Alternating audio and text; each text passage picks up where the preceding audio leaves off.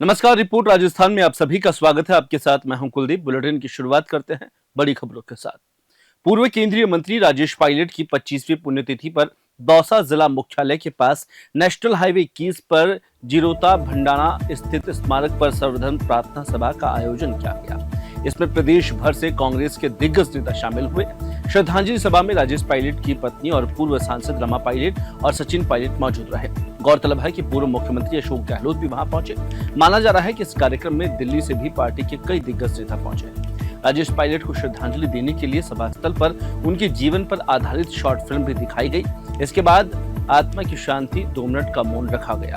वहीं प्रदेश कांग्रेस कमेटी के अध्यक्ष गोविंद सिंह डोटासरा के साथ नेता प्रतिपक्ष टीकाराम जूली, 12 विधायक, 7 विधायक कैंडिडेट्स, 1 सांसद, 3 सांसद प्रत्याशी और प्रदेश कांग्रेस कमेटी के कई पदाधिकारी के साथ राजस्थान प्रदेश प्रभारी भी इसमें शामिल हुए। जबकि कांग्रेस प्रदेश प्रभारी सुखजिंदर सिंह रंधावा सभा स्थल पर उनके समर्थकों के साथ पहुंचे। देखिए 25वीं पुण्यतिथि और 18 साल से हम साथ रहे थे पार्लियामेंट के अंदर भी। उनका बहुआयामी व्यक्तित्व था। एयरपोर्ट से वो आए थे, राजनीति में प्रवेश किया, इंदिरा जी के साथ में, राजीव के साथ में काम किया, नरसिम्हा के साथ में काम किया। अचानक वो चले गए हमारे बीच से। वो कष्ट हमें हमेशा रहेगा, आज भी है। पर उनका जनता के प्रति, गरीबों के प्रति, आम लोगों के प्रति जो प्रेम था, जो प्रतिबद्धता थी, उनको आज भी याद करते हैं। अभी हमने फिल्म देखी है। फिल्म उनके बहुआयामी व्यक्तित्व को प्रदर्शित करती है। आज के दिन हम उनको श्रद्धांजलि अर्पित करते हैं, खुदा के फूल चढ़ाते हैं। आज देखना कितना उत्साह लोगों के अंदर। हजारों नौजवान भी आए हैं, बुजुर्ग भी आए हैं, सब लोग आए हैं। जिन्होंने उनके साथ काम किया वो भी आए हैं और जो उनके बारे में सुनते वो भी आए हैं। ये समागम अपने आप में एक मैसेज है किस प्रकार का व्यक्तित्व उनका था। हम सब श्रद्धांजलि अर्पित करते हैं। 18 साल तक हम लोग साथ रहे मेंबर पार्लियामेंट। वो यादें भी आज ताजा हो गई, ये मैं कह सकता हूँ। सर, इसके बाद आप दोनों करीब आने से भी अच्छा मैसेज आ रहा है कार्यकर्ताओं में। दूर कब थे हम लोग? आपको लगता है दूर हम कब थे? दूर कभी थे ही नहीं। पायलट साहब हमसे जुदा हुए थे एक दुखद रोड दुर्घटना में। उनका हमसे बिछड़ जाना बड़ा दुखदाई है। मैं समझता हूँ मेरे साथ साथ बहुत से ऐसे लोग हैं जिनको उनकी कमी आज खलती है, लेकिन उन्होंने अपने जीवन में जिस कठिन परिस्थितियों में शुरुआत करी, मेहनत कर फौज की नौकरी करी, और मुझे उनके राजनीतिक जीवन में बड़ा फक्र है। लेकिन उन्होंने जो देश की सेवा वायुसेना के लड़ाकू विमान चलाकर करी, 71 की लड़ाई में पाकिस्तान के दांत खट्टे किए और अनेकों मिशंस को उन्होंने कामयाबी से पूरा किया। मुझे बड़ा फक्र है उनके ऊपर कि उन्होंने फौज में रहते हुए और फिर राजनीति में रहते हुए एक नया आयाम स्थापित किए कि बड़े पदों पर बैठकर भी इंसान अपना दामन साफ रख सकता है और एक गरीब परिप्रेक्ष्य में पैदा होकर ऊंचाइयों तक इंसान पहुंच सकता है। वो सच्चाई, वो मेहनत, वो समर्पण, वो हंसता हुआ चेहरा मुझे हमेशा प्रेरणा देता रहेगा। और मैं समझता हूँ आज उनके 25 साल हो गए उनको हमसे जुदा हुए, लेकिन आज भी मुझे वो अपने पास, मुझे लगता है मेरे साथ ही हैं। उनका आशीर्वाद, उनका जो एक काम करने का तरीका था और जो लगन थी, वो हम सबके लिए एक आदर्श है। मैं उम्मीद करता हूँ कि आने वाली पीढ़ी उनके जीवन से सबक लेगी और हम सब उस रास्ते पर चलेंगे जो रास्ता उन्होंने हमको दिखाया है।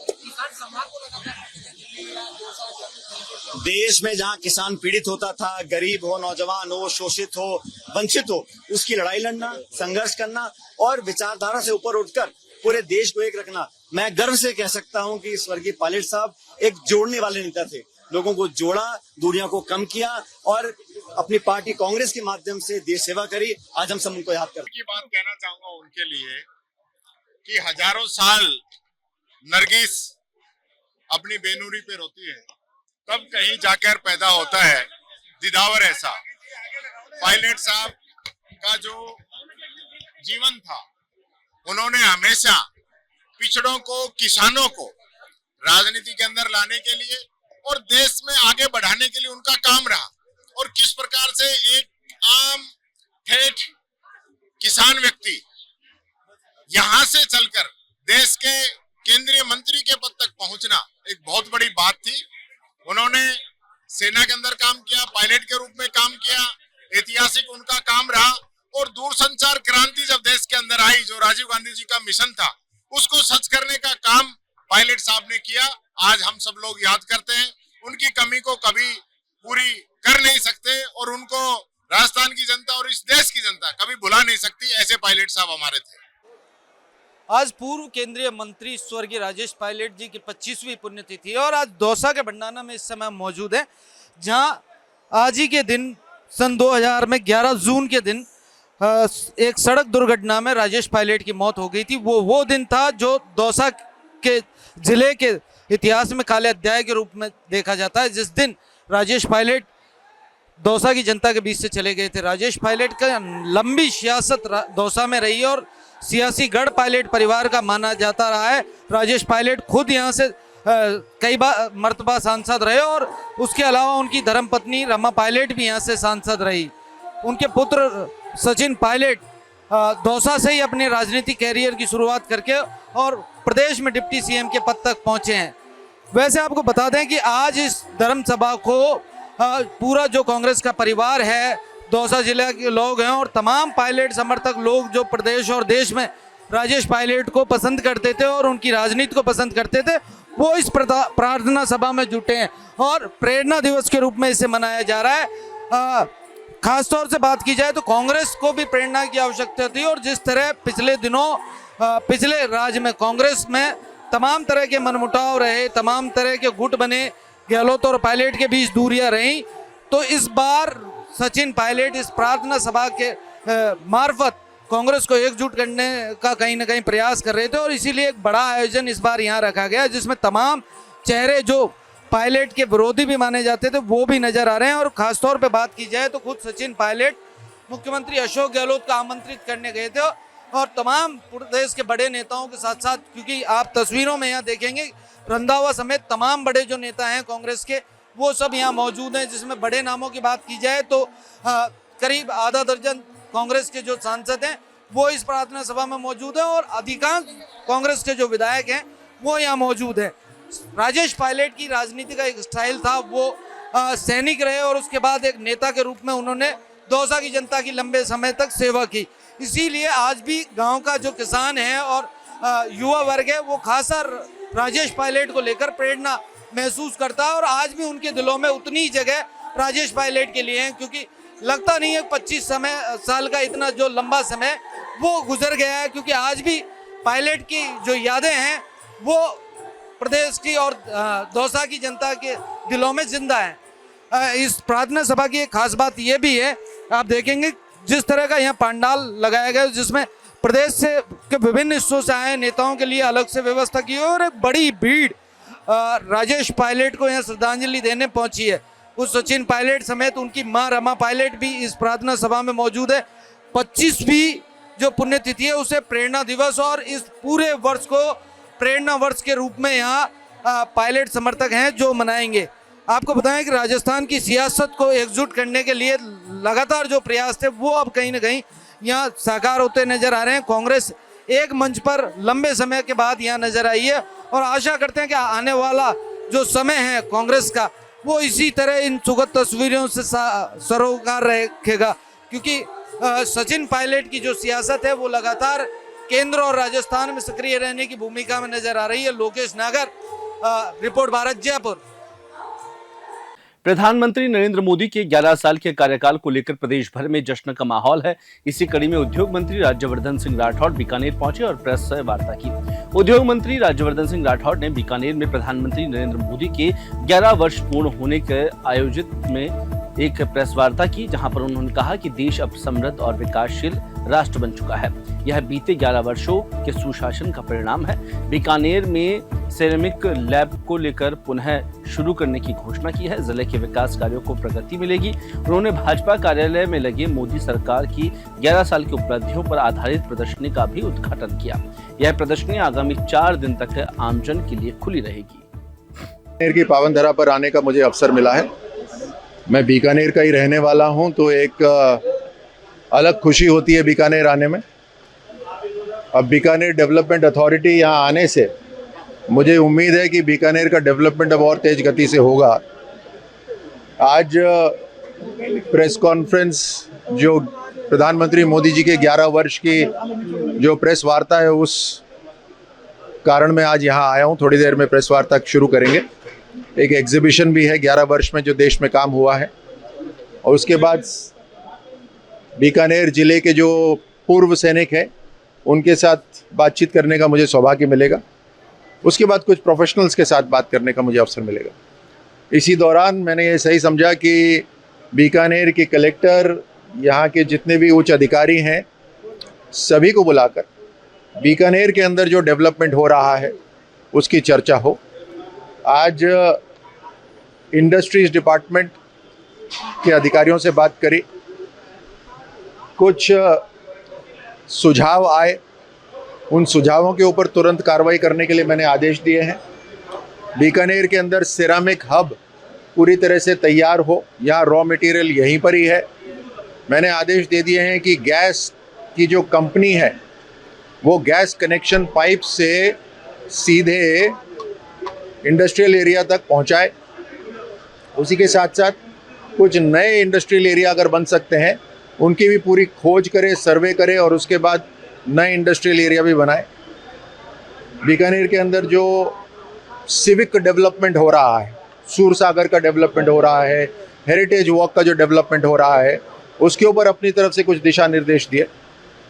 मैं आप सबको ये कह सकता हूँ कि बीकानेर में जो कई सालों से नहीं हुआ, वो अब हमारी सरकार सही कदम उठाकर, चाहे इंडस्ट्रीज़ हो, चाहे टूरिज़्म हो, चाहे यहाँ पर आम जन का जीवन हो, उसको सुधारने के लिए आदेश दे दिए हैं। काम शुरू हो रहा है।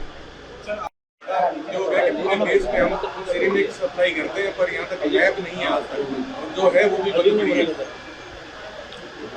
सिरेमिक इंडस्ट्री यहाँ पर आए, उसके लिए मैंने आदेश दे दिए हैं कि प्राथमिकता से सिरेमिक जोन को तैयार कराया जाए।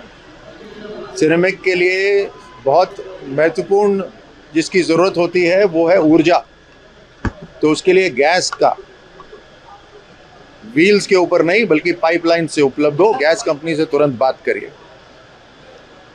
हमारा जो जिम्मेदारी है वो पूरे प्रदेश के अंदर जहाँ पर भी इस तरह के रॉ मटेरियल हैं जिससे प्रदेश को, उस ज़िले को, वहाँ के रिहायशी लोगों को फ़ायदा हो सकता है, हमारे व्यापारियों को फ़ायदा हो सकता है, हम तुरंत उसके ऊपर कार्रवाई करेंगे। और उसी के लिए मैंने आज सुनकर तुरंत आदेश भी दिए हैं। डीडवाना जिला मुख्यालय पर नगर परिषद की ओर से प्रतिबंधित सिंगल यूज प्लास्टिक के खिलाफ विशेष अभियान चलाया जा रहा है। यह अभियान नगर परिषद आयुक्त भगवान सिंह के निर्देशन में चलाया गया है। परिषद की विशेष टीम ने शहर के मुख्य बाजार, सब्जी मंडी और अन्य व्यस्त इलाकों में दुकानों की गहन जाँच की है। कई दुकानदारों को सिंगल यूज प्लास्टिक का प्रयोग करते हुए पाया गया। टीम ने मौके से 25 किलो प्लास्टिक थैलियां जब्त किया और 4,000 रुपए का जुर्माना भी वसूल किया। साथ ही दुकानदारों को चेतावनी देकर भविष्य में प्लास्टिक का प्रयोग नहीं करने के निर्देश दिए। कोटा से बांसवाड़ा जा रही एक रोडवेज बस रावत भाटा के श्रीपुरा गांव के पास अचानक अनियंत्रित होकर पलट गई। हादसा इतना भयावह था कि सीधे सड़क किनारे गड्ढे में बस जा गिरी, जिससे यात्रियों की चीख पुकार मच गई। अफरा तफरी का माहौल देख आसपास के लोग इकट्ठा हुए। इस हादसे में तकरीबन 40 से अधिक यात्री घायल हो गए, जिसमें महिलाएं और बच्चे भी शामिल हैं। 12 गंभीर रूप से घायल यात्रियों को कोटा रेफर किया गया है, जबकि अन्य को नजदीकी अस्पतालों में भर्ती कराया गया है। बस चालक ने हादसे का कारण बस का पट्टा टूटना बताया, जिससे बस नियंत्रण खो बैठी और पलट गई।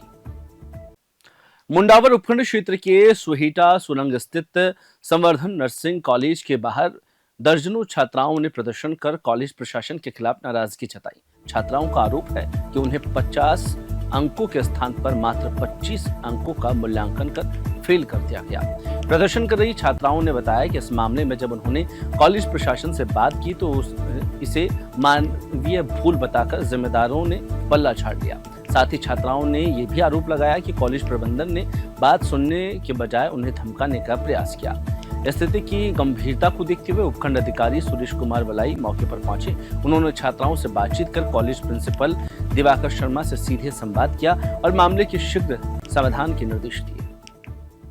डीडवाना में भारतीय किसान संघ के प्रतिनिधिमंडल ने जिला कलेक्टर पुखराज सैन को मुख्यमंत्री भजनलाल शर्मा के नाम 2 ज्ञापन सौंपे। पहले ज्ञापन में नकली खाद बीज बनाने और बेचने वालों पर कड़ी कार्रवाई की मांग की।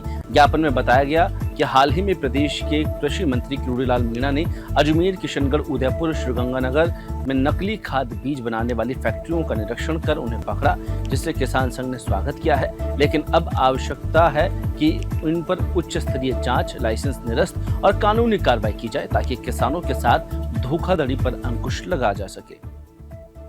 5 दिवसीय संस्कार शिविर बिश्नोई समाज के 135 बालक बालिकाओं को समाज के 29 नियमों, सदाचार, नैतिक आचरण और संस्कारों के बारे में जानकारी दी गई। शिविर माध्यम से बच्चों में संस्कृति और सामाजिक मूल्यों की समझ विकसित करने का प्रयास किया गया। समापन समारोह में मुख्य अतिथि पूर्व केंद्रीय मंत्री निहाल चंद मेघवाल ने बच्चों को शिक्षा और सुसंस्कार के साथ आगे बढ़ने की प्रेरणा दी। उन्होंने कहा कि वही समाज प्रगति करता है जिसमें नागरिक शिक्षित, सुसंस्कारवान और नशा मुक्त हो। कार्यक्रम में विशिष्ट अतिथि के रूप में एसडीएम और जिला शिक्षा अधिकारी मौके पर मौजूद रहे। चित्तौड़गढ़ जिले में बीते कुछ वर्षों में मानसूनी वर्षा में निरंतर कमी देखने को मिल रही है, जिसके चलते भूजल स्तर तेजी से गिरता जा रहा है। विशेषज्ञों के अनुसार यदि स्थिति यही बनी रही तो आने वाले वर्षों में जिले में गंभीर पेयजल संकट उत्पन्न हो सकता है। विशेष रूप से चित्तौड़गढ़ शहर में स्थित लगभग 84 प्राचीन कुंड और बावड़ियां हैं जो आपस में आंतरिक ड्रेनेज सिस्टम से जुड़ी हुई है। एक समय में शहर के जल संरक्षण आपूर्ति का मजबूत आधार हुआ करती थी। इन जल स्रोतों से पहले नियमित पानी की आवक होती थी, जिससे आमजन को आसानी से पेयजल मिल जाता था और भूजल स्तर भी संतुलित रहता था। हालांकि पिछले कुछ वर्षों में पुरातत्व विभाग, नगर परिषद और जिला प्रशासन की अनदेखी के चलते ऐतिहासिक जल संरचनाओं की दशा बिगड़ गई है।